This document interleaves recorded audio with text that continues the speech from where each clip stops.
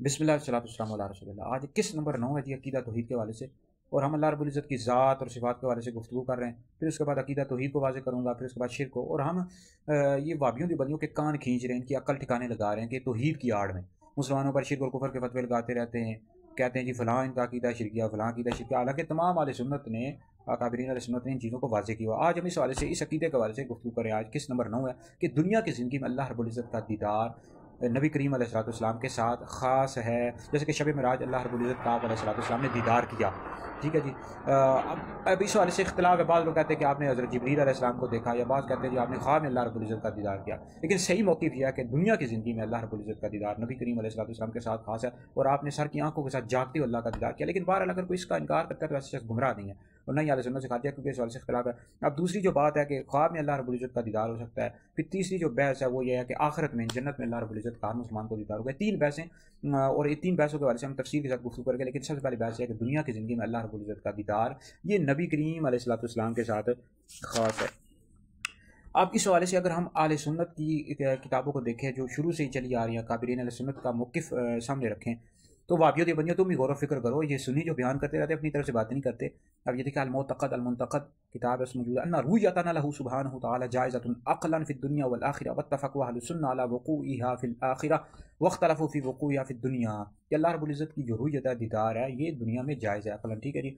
और आखिरत में तो आले सुन्नत का इस बात पर इत्तफ़ाक़ है, आखिरत में जन्नत में अल्लाह रब्बुल इज़्ज़त का दीदार होगा। दुनिया में हो सकता है या नहीं हो सकता, तो इस हवाले से इख्तिलाफ़ है। अब नबी करीम अलैहिस्सलाम को अल्लाह रब्बुल इज़्ज़त का दीदार हुआ, सर की आंखों से अल्लाह रब्बुल इज़्ज़त का आपने दीदार किया दुनिया की ज़िंदगी में। आप इस हवाले से जैसे कि हज़रत अब्दुल्लाह इब्न अब्बास का ये मौक़िफ़, हज़रत अनस का, हज़रत अबू हुरैरा का, हज़रत अबू ज़र ग़िफ़ारी का, हज़रत इकरमा, हज़रत हसन, हज़रत अहमद बिन हम्बल, अबुल हसन अशरी, इन सब का ये मौक़िफ़ है कि नबी करीम अलैहिस्सलाम ने दुनिया की ज़िंदगी में अल्लाह रब्बुल इज़्ज़त का दीदार किया शब मेराज। लेकिन अगर कोई शख्स ये दावा करता है कि उसको जागते हुए अल्लाह रब्बुल इज़्ज़त का दीदार हुआ, तो ऐसे शख्स दार इस्लाम से खारिज हो जाएगा, क्योंकि नबी करीम अलैहिस्सलाम के साथ ख़ास है। ठीक है जी।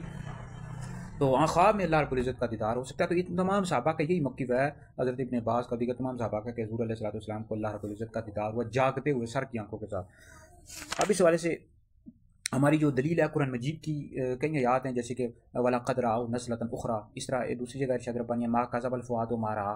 ये हमारे दलाइल हैं अहले सुन्नत के कि नबी करीम अलैहिस्सलाम ने अल्लाह रब्बुल इज़्ज़त का दीदार किया। अब इसके तहत अल्लामा नववी ने लिखा है, शरह मुस्लिम जिल्द नंबर 1 पढ़ लो, लिखते हैं वलक़द रअऊ नज़लतन उख़रा अर्राजिउ अन अक्सरिल उलमा अन्न रसूलुल्लाह सल्लल्लाहु अलैहि वसल्लम रआ रब्बहु बिअैनि रासिही लैलतल असरा। कि अक्सर उलमा का मौक़िफ़ ये है कि नबी करीम अलैहिस्सलाम ने अपने रब को देखा अपनी सर की आंखों के साथ शब मेराज। ठीक है जी। तो इस हवाले से ये दलील है। फिर उसके बाद हमारे जैसे हज़रत अबू ज़र ग़िफ़ारी हैं रज़ियल्लाहु ताला अन्हु, इन्होंने मा कज़बल फ़ुआदु मा रआ की तफ़सीर में फरमाया कि नबी करीम अलैहिस्सलाम ने रब को देखा। हज़रत सैयदना मुआज़ बिन जबल से रिवायत है, नबी करीम अलैहिस्सलाम ने फरमाया रअयतु रब्बी, मैंने अपने रब को देखा।